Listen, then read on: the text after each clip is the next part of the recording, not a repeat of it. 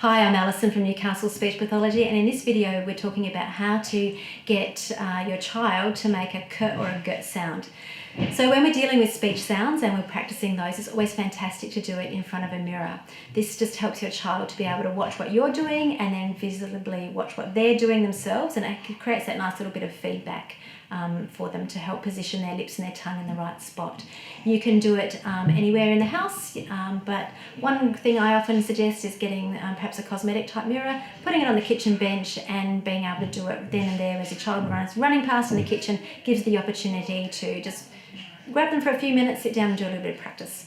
The other thing I would always suggest is when you're working on speech sounds is to use what we call cued articulation. So that's actually using hand movements that will help cue your child's thinking into which part of their mouth they're moving and if it's a long sound or short sound and how that's going. So your speech therapist will have actually given you a particular cued articulation sign, but if not, there's plenty of websites and videos out on YouTube that you can find out. So today we're talking about k and g. So with cued articulation, for a quiet sound like a k, we're using one finger. For a louder sound where we use our voice, we use two fingers. So this is a k, this is a g. We always put the hand up to the part of the mouth that is making that sound. That helps our child then think about which part we're really focusing on. So we've got a k and a g there. Okay, so remembering to use that cued articulation will really help your child focus.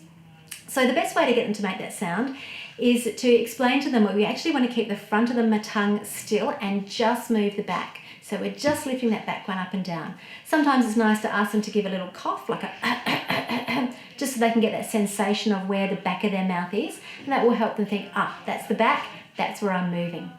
Now, if they're really struggling to make the sound, another strategy you can use is to actually lie on the floor. So if you're lying on the floor on your back, your tongue is naturally falling into that back position, and it can help just give them a little bit more of a sensation of the back of the mouth for the k and the g sound.